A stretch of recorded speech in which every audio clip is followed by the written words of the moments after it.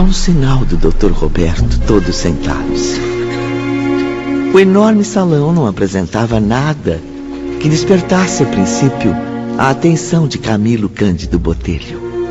No entanto, se a sensibilidade dos enfermos não estivesse tão abalada, todos ali poderiam sentir delicadas vaporizações, fluidos abençoados, como um orvalho refrescante e ameno.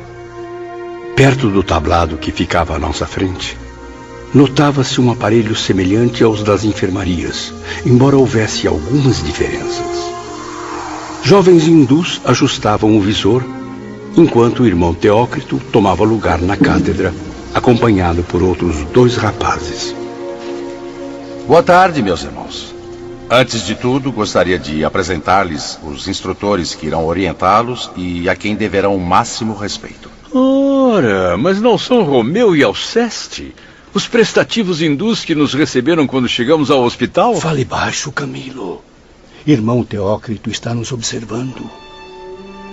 Sob silêncio religioso, cerca de 200 espíritos suicidas, envolvidos nas mais profundas desgraças além-túmulo, refletiam consigo mesmos sobre as incontáveis amarguras de suas vidas. Provindo de local distante que não podíamos avaliar, um coral harmonioso envolveu nossos sentidos, chegando à nossa audição por intermédio de ondas invisíveis do éter. Enquanto isso, desenhava-se em uma tela ao lado da cátedra de irmão Teócrito um quadro maravilhoso. A pintura da aparição do arcanjo Gabriel à Virgem de Nazaré, comunicando a descida do Redentor à terra. Louvada seja nossa misericordiosa Mãe Maria de Nazaré. Que vossa bondade recaia sobre todos os corações aflitos.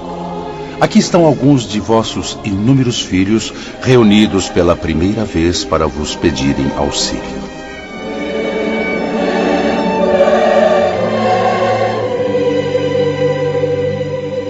E os espíritos sofredores ali presentes caíram em lágrimas, agradecendo o doce conforto concedido aos seus corações. Gratas emoções renasceram nos pensamentos de Camilo. Oh, meu lar de menino, minha infância distante, minha mãe a quem não amei o quanto devia. Chego a vê-la agora, me ensinando ao pé do leito o balbucio da primeira oração. Como estas lembranças estavam distantes, quase apagadas da minha memória tão nebulosa. E nesse instante, de repente, as recordações ressuscitam. Chego a sentir no rosto o doce sabor dos beijos maternos. Que saudade, minha mãe. Que saudade.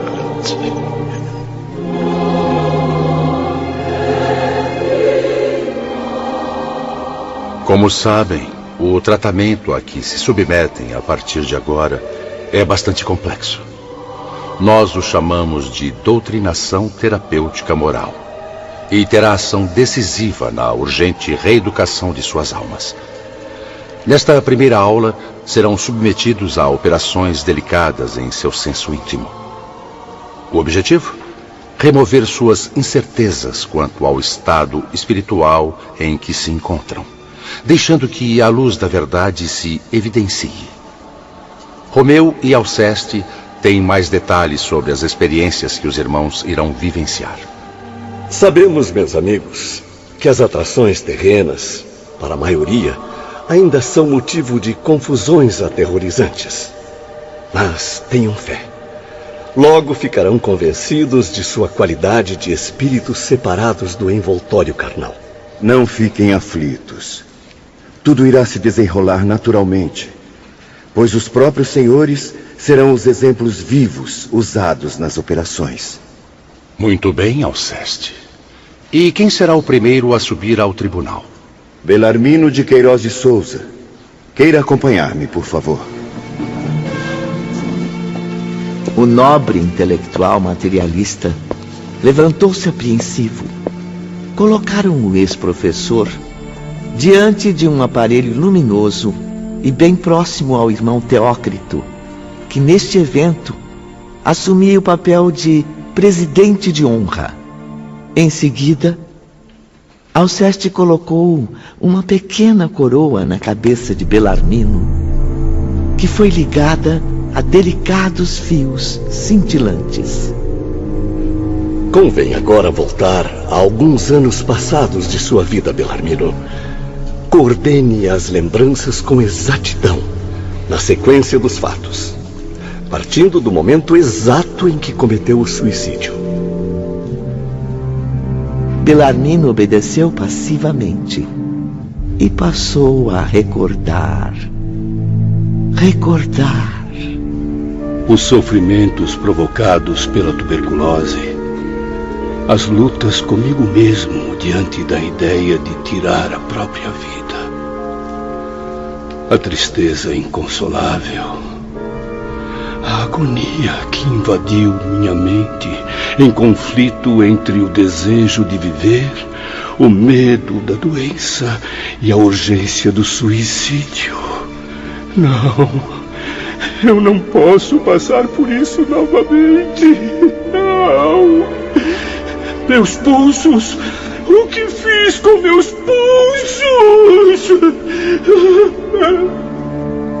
Suores gelados banhavam sua cabeça repleta de pensamentos aterrorizantes, enquanto expressões de desespero surgiam a cada nova visão das dolorosas lembranças.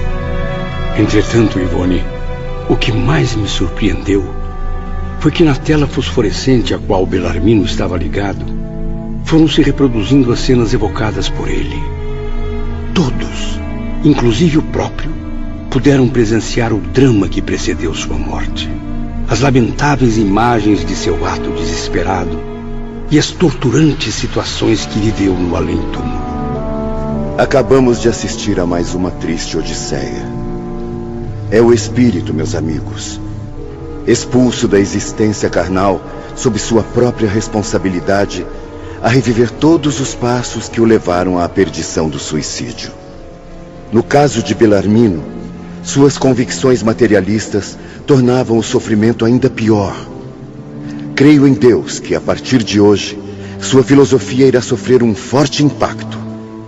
Ele perceberá em si mesmo a separação do espírito do envoltório corporal que o revestia. Senão, como explicar que sobreviveu lucidamente apesar do suicídio?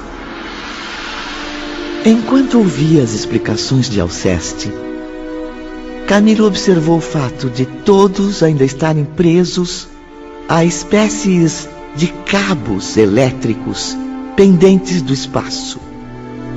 Desde o Vale Sinistro, ele já havia percebido esse estranho fenômeno, estranhando aqueles fragmentos reluzentes, arrebentados, de cujos fios se desprendiam diversas farpas. Teócrito, sintonizado com seus pensamentos, esclareceu. Noto que a dúvida do amigo é também a de todos os irmãos aqui presentes. Por isso, julgo necessário esclarecer a todos. Tais fios, cabos condutores ou pêndulos, como queiram chamá-los, são repletos de energia vital. E nesse fenômeno reside toda a extensão das suas desgraças. Esse cordão, pela morte natural, será desatado suavemente, desligado das afinidades que mantém com o corpo carnal.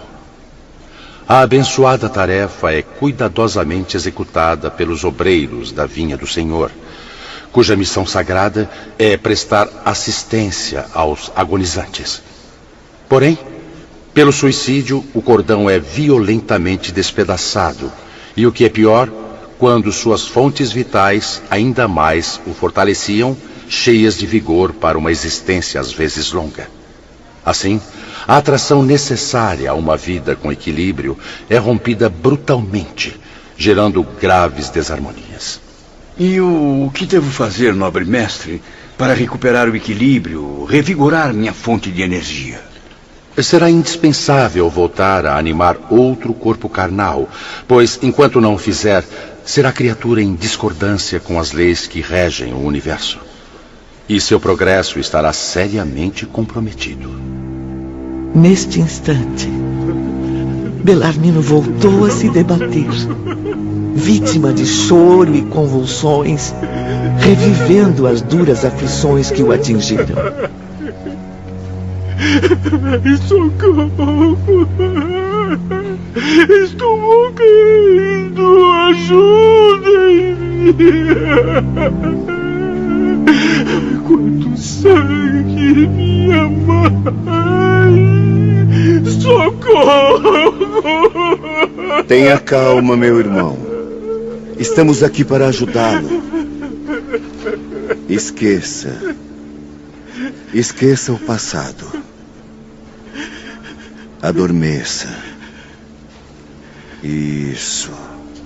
O senhor está exausto. Muito bem. Pode dormir agora. Observe, meus amigos, que o homem, mesmo furtando-se à existência pelos abismos do suicídio, não se livrou absolutamente de nenhuma das angústias que o torturavam. Pelo contrário, acumulou novos fardos, ainda mais pesados. Tamanho sofrimento seria certamente suportado se uma educação moral sólida, baseada no cumprimento do bem, lhe inspirasse as ações de cada dia.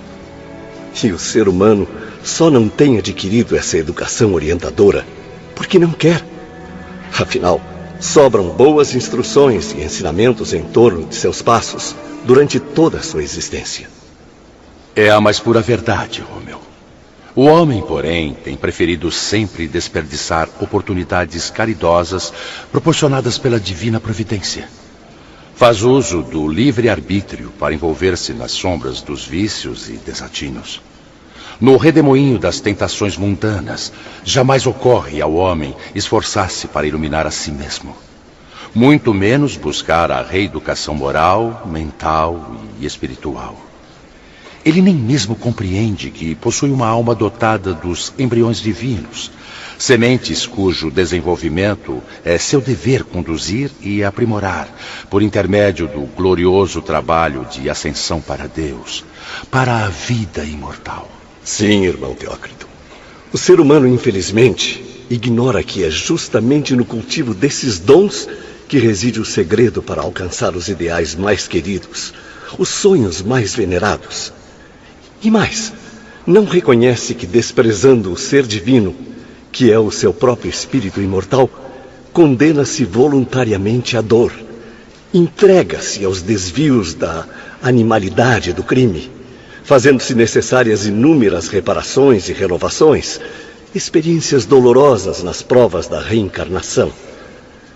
Sem dúvida, senhores, a jornada aos planos mais elevados seria bem mais suave se o homem meditasse profundamente, procurando investigar a própria origem e o futuro que pretende alcançar. Foi essa fatal ignorância que os lançou à situação em que se encontram, meus irmãos. Mas devem crer em Deus, pois nosso fraterno interesse, inspirado no exemplo de Jesus, tentará aliviar as suas angústias. Porém, o tempo e os seus próprios esforços serão indispensáveis à boa recuperação. Como veem, os suicidas destruíram o corpo material, que teimavam reconhecer como o único e absoluto padrão de vida. No entanto, nem desapareceram como desejavam, nem se libertaram dos desgostos que os desesperavam. Todos vivem. Vivem ainda. E viverão sempre. Viverão por toda a eternidade uma vida que é imortal, que jamais se extinguirá dentro do seu ser. Jamais deixando de projetar sobre a sua consciência o impulso irresistível para a frente, para o além. As lembranças que contemplam em si mesmos, neste momento inesquecível, certamente marcarão etapas decisivas nas suas futuras existências, as próximas reencarnações.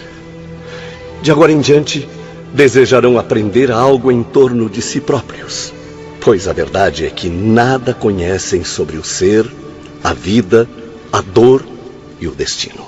Apesar dos diplomas e títulos que ostentavam com elegância na terra, apesar das nobres honrarias que tanto afetavam as suas vaidades humanas. Reanimado pelos sábios hindus, por intermédio das energias magnéticas, Belarmino voltou ao lugar que ocupava, enquanto outro paciente subia ao tribunal. O nobre professor voltava, porém, refletindo no semblante uma intensa luz de esperança. E num gesto que surpreendeu a todos, sobretudo a Camilo, apertou discretamente as mãos de seus companheiros. Sim, meus amigos. Eu sou imortal. Acabo de esclarecer a mim mesmo, sem sombra de dúvidas, a existência do meu ser espiritual que sempre neguei. A verdade é que não sei nada. Nada sei. Convém recomeçar os estudos, mas só a certeza já é para mim uma grande conquista de felicidade. Eu sou imortal. Eu sou imortal.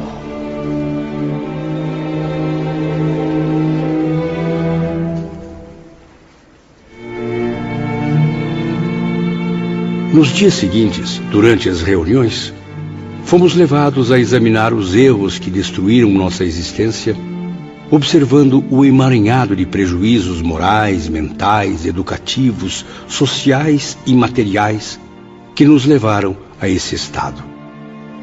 Numa de minhas conversas com o compreensivo Dr. Roberto de Canaleiras, o assunto girou em torno de um terrível problema: o suicídio de adolescentes. Como reparou, Camilo, há dezenas de jovens no hospital. Muitos carregando na alma uma tragédia em comum: a herança de uma escassa educação moral em suas casas. Lares destituídos da verdadeira luz cristã. Moças e rapazes que, apenas saídos da adolescência, aventuraram-se ao suicídio, pois foram fracos diante das contrariedades comuns à vida na Terra. Seres desprovidos de ideal, de senso, de respeito a si mesmos, à família e a Deus. E as desgraças encontradas por eles, além do suicídio, são a maior prova da desatenção dos pais diante de seus desvios. Se a edificação moral de um jovem não começa em seu lar, onde mais começará? Tem razão, Camilo. E se houve negligência dos pais ou responsáveis, ela será punida, pois estes deverão prestar severas contas às soberanas leis de Deus. Afinal, deram asas às perigosas tendências dos filhos, sem tentar corrigi-las. Proporcionaram chances para esses jovens desesperados optarem pelo suicídio. E novas reuniões ocorriam com frequência, nas quais os enfermos recebiam os fluidos e as palavras atenciosas dos irmãos a serviço do Hospital Maria de Nazaré. Numa dessas ocasiões, durante um intervalo da assembleia, encontramos Mário Sobral conversando com o jovem instrutor Alceste. Desculpe-me, eu confesso que ainda fico um tanto intimidado com sua presença. Eu acredito que os outros enfermos também cultivem a mesma sensação, meu amigo. Talvez seja porque não o vejamos, a não ser nesses eventos formais. Compreendo, Sr. Mário. Mas fique à vontade para expor suas ideias. Certamente eu e os demais instrutores as ouviremos sempre com carinho e interesse. Muitas coisas eu ouvi sobre as causas e as consequências desse ato brutal que eu cometi, o suicídio. Mas algo ainda me deixa um tanto intrigado. Pois diga-me, o que o intriga? Quem sabe não posso esclarecer suas dúvidas. Bem, se fosse possível voltar no tempo, o que eu poderia ter feito para evitar o suicídio? Em vários casos, a solução dos problemas encontra-se muito próxima do sofredor. O socorro mandado pela providência divina surgiria dentro de alguns dias, poucos meses, bastando somente que tivesse coragem de esperar. Seria necessário um glorioso testemunho de vontade, paciência e coragem moral. Se pensar bem, Mário, verá que a vitória e até a felicidade teriam sido fáceis se buscasse no amor divino a inspiração para as leis da existência. Esses e outros ensinamentos proporcionaram sensíveis benefícios a todos nós. As reuniões repetiam-se a cada 2 meses, sempre oferecendo-nos proveitosas palestras. E foi numa delas que Romeu perguntou-me: E quanto ao senhor, meu irmão Camilo Botelho? Como está se sentindo após vários dias de tratamento? Experimento melhoras promissoras, meu caro. Suaves esperanças preenchem aos poucos o vazio de meu coração dolorido. É assim mesmo, aos poucos, lentamente. Porém, não deve desanimar, tenha paciência. O progresso é lento, mas virá cada vez mais fortalecido. Agradeço a sua atenção e a de todos os instrutores, Romeu. Sua presença é motivo de imensa satisfação para as almas convalescentes que aqui se encontram. As palestras e instruções, sua atenção e compreensão nos deixam muito confiantes. E as palavras que nos dirigem são como um bálsamo refrescante sobre nossas ardentes aflições. Pois continue assim. Não perca jamais as esperanças, nobre amigo. Verá que melhoras gradativas e gratificantes virão com o tempo. Romeu estava certo. Em pouco mais de 2 meses, os pacientes do Hospital Maria de Nazaré, no mundo espiritual, estavam aptos a raciocínios mais amplos. Sem dúvida, Ivone. No recolhimento de nossos aposentos, já comparávamos as lições recebidas e refletíamos sobre elas. Eram momentos de lucidez e aprendizado, nos quais eu, Belarmino, Mário e até mesmo João trocávamos opiniões e experiências. Bem, meus companheiros, das análises consideradas, resulta uma certeza cada vez mais absoluta. A situação em que nos encontramos é grave. Muito grave. Gravíssima, por assim dizer, professor Belarmino. Afinal, o fato de sentirmos alívio dos incômodos passados não quer dizer que a nossa culpa diminuiu. Ao contrário, a possibilidade que agora temos de raciocinar expõe ainda mais a dimensão do crime do suicídio. Por isso, como já dissera aos senhores, utilizei meu modesto conhecimento da língua portuguesa para criar um resumo, uma espécie de esquema que nos auxiliará a organizar nossa autorreforma. Modesto conhecimento da língua portuguesa? Ora, senhor Camilo Botelho, se bem me recordo de seus livros e artigos geniais na Terra, nem imagino a falta que o seu talento está fazendo na cultura de nosso saudoso Portugal. Tem razão, Mário. Confesso que, quando eu não estava nas mesas de jogo, passava divertidos momentos a ler as novelas do amigo Camilo. Pois admito que não tive a oportunidade de apreciar sua literatura, envolvido que sempre estive com a filosofia materialista, além do estudo das línguas. Mas o pouco que li do resumo que está redigindo, posso afirmar que se trata de um raro escritor. Obrigado pelos elogios, meus amigos. Mesmo assim, ainda sinto-me inseguro quanto à clareza das anotações. Por isso peço a ajuda de todos para que escrevamos juntos a minha primeira obra no além-túmulo. Dias depois, com o auxílio dos companheiros de enfermaria, Camilo finalizou um resumo contendo 11 tópicos, todos inspirados nas instruções e experiências absorvidas no Hospital Maria de Nazaré, no mundo espiritual. Senhores, acredito que este esquema servirá não apenas a nós, mas a todos os suicidas que aqui chegarem. Que seja um manual cujo conteúdo incentive sempre mudanças para melhor, visando à recuperação e ao progresso espiritual. E que tal se cada um de nós lê-se um tópico em voz alta. Ótima ideia, Mário. Visconde Camilo, conceda-nos a honra de iniciar a leitura.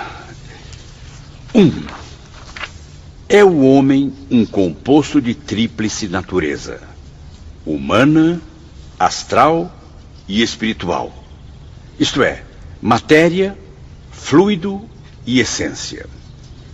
Esse composto poderá também ser traduzido em expressão mais concreta e popular, assimilável ao primeiro grau de observação: corpo carnal, corpo fluídico ou perispírito e alma ou espírito, sendo que do último é que se irradiam a vida, inteligência, sentimento, etc, etc. Prossiga, Camilo, está ótimo. Pois não. Espírito, centelha onde se verifica a essência divina e que no homem assinala a hereditariedade celeste. Desses 3 corpos, o primeiro é temporário, obedecendo apenas à necessidade das circunstâncias inalienáveis que contornam o seu possuidor, fadado à desorganização total por sua própria natureza, que um dia apodrecerá, oriundo do limo primitivo. É o de carne. O segundo é imortal e tende a progredir, desenvolver-se, aperfeiçoar-se, por intermédio dos trabalhos incessantes nas lutas dos milênios. É o fluídico. Ao passo que o espírito, eterno como a origem da qual provém, luz imperecível que tende a rebrilhar sempre mais embelezada, até retratar em grau relativo o esplendor supremo que lhe forneceu a vida, para a glória do seu mesmo Criador. O Espírito é a essência divina, imagem e semelhança que o será um dia do Todo-Poderoso Deus. Mário, continue, meu amigo. Sim. 2. Vivendo na Terra, esse ser inteligente que deverá evoluir pela eternidade denomina-se homem, sendo, portanto, o homem um espírito encarcerado num corpo de carne, ou encarnado. E agora é sua vez, João. 3. Um espírito volta várias vezes a tomar novo corpo carnal sobre a Terra. Nasce várias vezes a fim de tornar a conviver nas sociedades terrenas, como homem, exatamente como este é levado a trocar de roupa muitas vezes. Professor Bellamino, tenha bondade. 4. O suicida é um espírito criminoso, falido nos compromissos que tinha para com as leis sábias, justas e imutáveis estabelecidas pelo Criador, e que se vê obrigado a repetir a experiência na Terra, tomando o corpo novo, uma vez que destruiu aquele que a lei lhe confiara para instrumento de auxílio na conquista do próprio aperfeiçoamento. Depósito sagrado que ele antes deveria estimar e respeitar do que destruir, visto que lhe não assistiam direitos de faltar aos grandes compromissos da vida planetária, tomados antes do nascimento, em presença da própria consciência e ante a paternidade divina, que lhe fornecera vida e meios para tanto. 5. O espírito de um suicida voltará a novo corpo terreno em condições muito penosas de sofrimento, agravadas pelas resultantes do grande desequilíbrio que o desesperado gesto provocou no seu corpo astral, isto é, no perispírito. 6. A volta de um suicida a um novo corpo carnal é a lei. É lei inevitável, irrevogável. É penitência irremediável, a qual terá de se submeter voluntariamente ou não, porque a seu próprio benefício outro recurso não haverá senão a repetição do programa terreno que deixou de executar.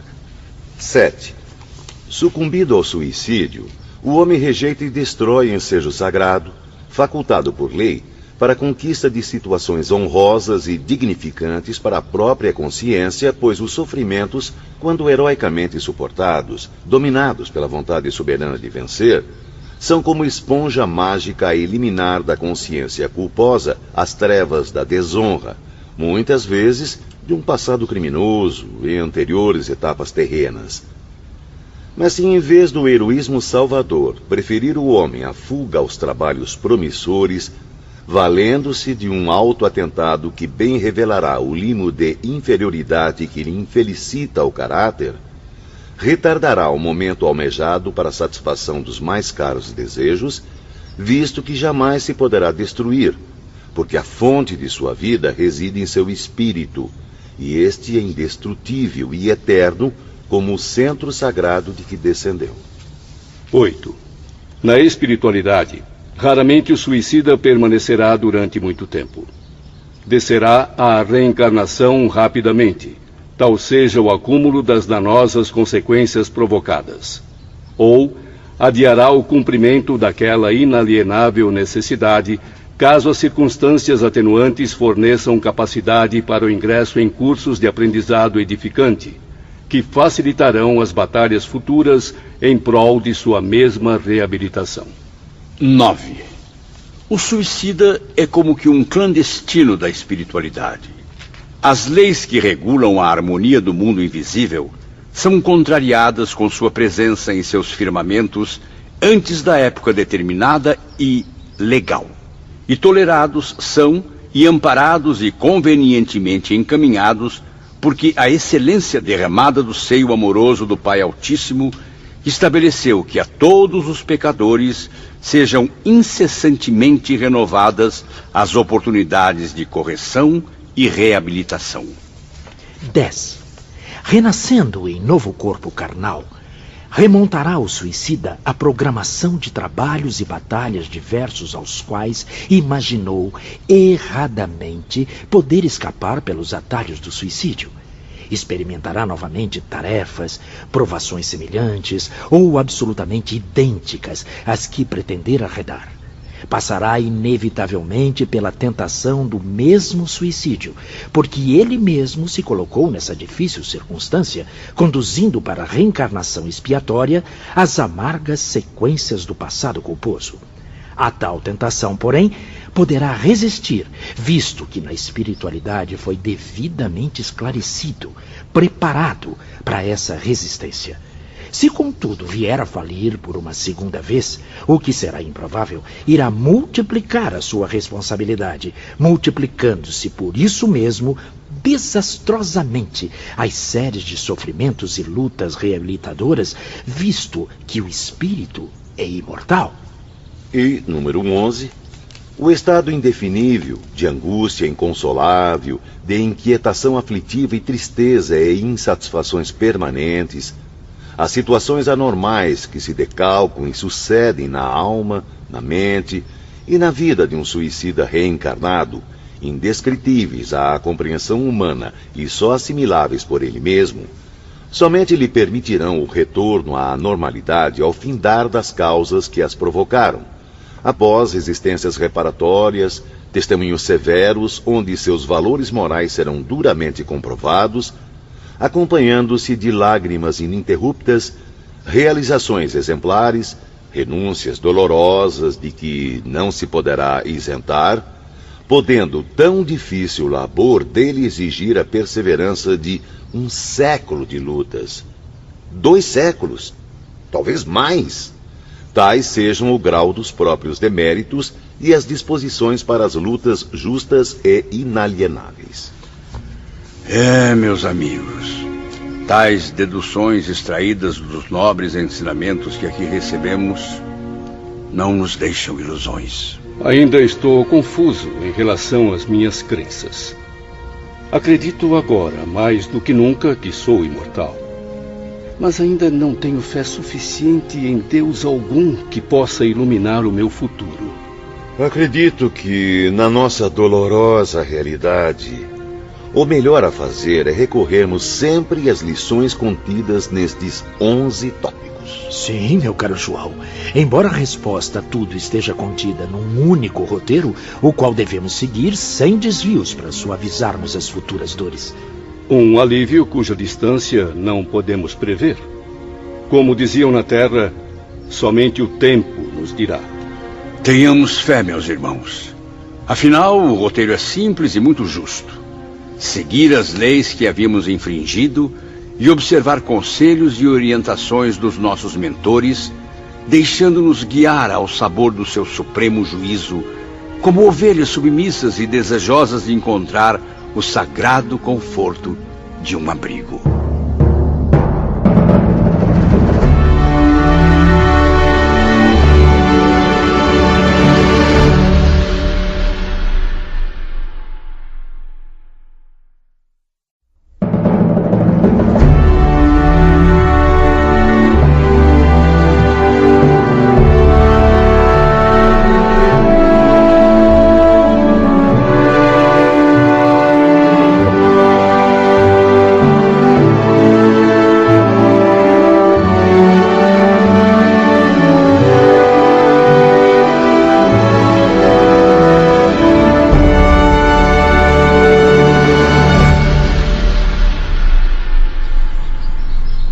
Numa bela manhã, reunidos no vasto gabinete do diretor-geral, encontramos o irmão Teócrito, Romeu e Alceste.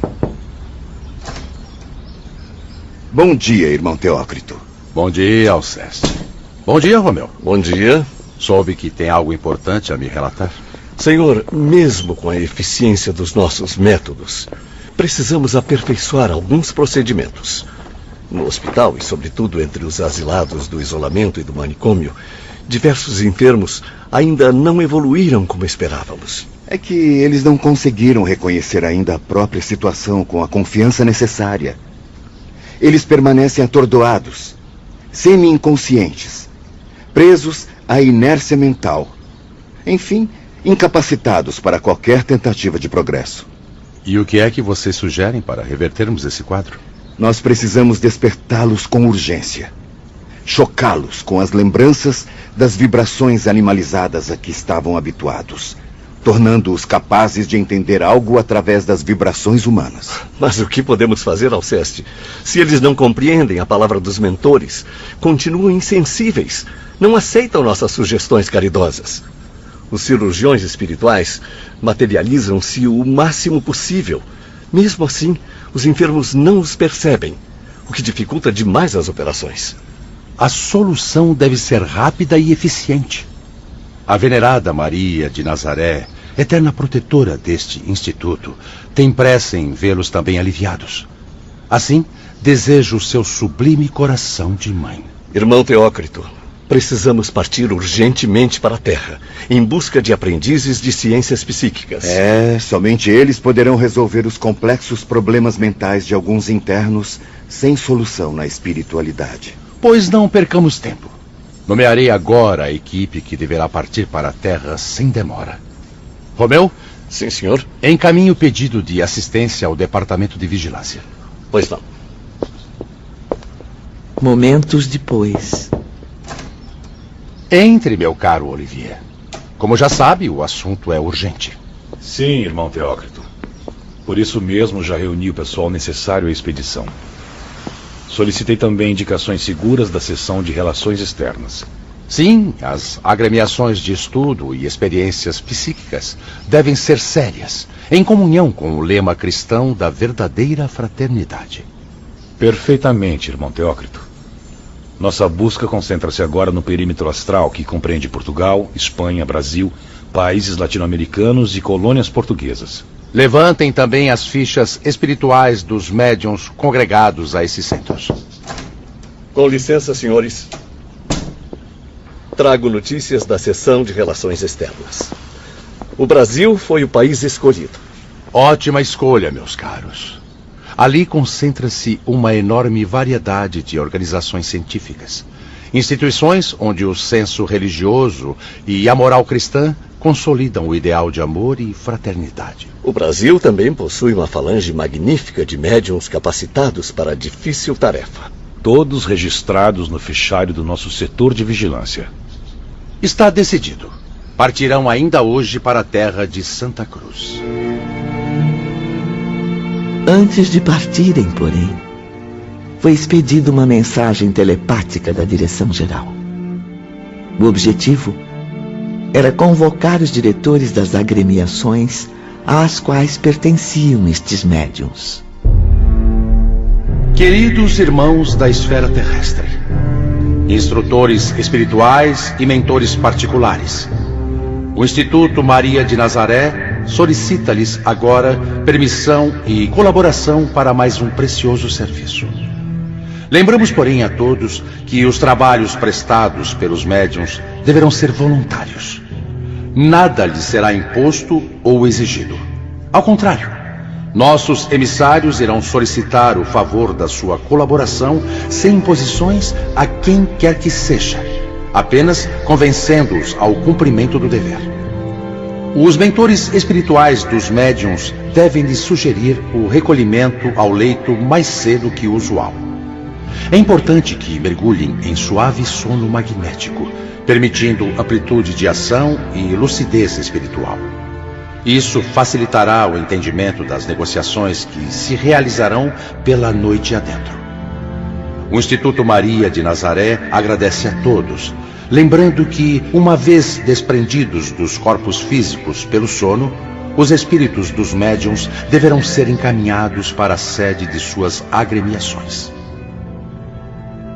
Na mesma noite, partiu uma pequena caravana com destino ao Brasil, chefiada pelo nosso estimado amigo Ramiro de Guzmán. Por tratar-se de espíritos lúcidos, completamente livres da matéria física, não houve a necessidade de veículos de transporte. Dessa vez não levaremos nenhum enfermo? Não, Romeu. Iremos apenas nós em companhia de Alceste e 2 cirurgiões. Alguns assistentes da vigilância também nos acompanharão. Então utilizaremos a volitação até o nosso destino? Sim, Alceste. Flutuar será mais rápido e eficaz de acordo com nossas experiências espirituais. Antes de partirmos, porém, gostaria de saber o motivo da presença dos cirurgiões. Foi um pedido pessoal do irmão Teócrito, Ramiro. Eles devem examinar as verdadeiras possibilidades dos médiuns recomendados. A escolha definitiva das instituições que visitaremos dependerá dessa avaliação. Tudo programado. Os 8 missionários partiram exatamente na hora prevista. O relógio marcava 23 horas, quando os viajantes começaram a planar nas latitudes brasileiras, dirigindo-se com muita convicção para o centro do país. Suaves claridades, emitidas pela lua cheia, derramavam sobre as costas do planeta tons melancólicos e atraentes. Os odores vivos da flora brasileira, rica de essências virtuosas, perfumavam a atmosfera. Ramiro e os demais consultaram então o mapa que trazia as indicações necessárias. Visitaremos, como previsto, essas 12 cidades do interior. Já as visitei em outras expedições, Ramiro. As cidades da região central do Brasil mantêm grupos de estudos e aprendizagem psíquicos muito sérios. Vamos nos dividir em 4 grupos de 2, visitando 4 cidades de cada vez. E quando encontrarmos os médiuns, qual será o procedimento? Iremos nos reunir novamente neste local da espiritualidade indicado no mapa, com os guias e mentores deles. Às vezes não compreendo o porquê da preferência pelo interior brasileiro. O irmão Teócrito disse-me certa vez que é por causa da quietude e simplicidade dos costumes. Isso acaba não contaminando de graves impurezas o meio ambiente social. Se procurar, verá que nessas regiões há sempre uma caridosa atividade do mundo astral sendo realizada. Na maioria das vezes, em locais extremamente humildes, mas onde a sagrada lâmpada da fraternidade mantém-se acesa para o culto do amor a Deus e ao próximo. Pois então vamos logo, companheiros. Temos ainda muito a realizar. Divididas as duplas, Romeu e Alceste partiram para um agrupamento espírita em Minas Gerais. Ao chegar, encontraram o espírito de 2 médiuns, cujos corpos continuavam adormecidos em seus lares. Boa noite, irmãos. Que Maria de Nazaré esteja sempre convosco. Meu nome é Alceste. Este é Romeu. Viemos solicitar seu piedoso auxílio. Boa noite, meus companheiros. Que grata presença. Em que podemos ajudá-los? Convocamos sua inestimável colaboração para esclarecimento de míseros suicidas. Pobres almas que não se convencem das imposições da vida espiritual. Tentamos reverter a situação, mas nossa cooperação astral não está surtindo efeito. Os infelizes estão reduzidos a um lastimável estado. Por isso pedimos que contribuam com suas energias para o alívio desses desgraçados que baterão às suas portas. Pela experiência que tenho, jovem amigo,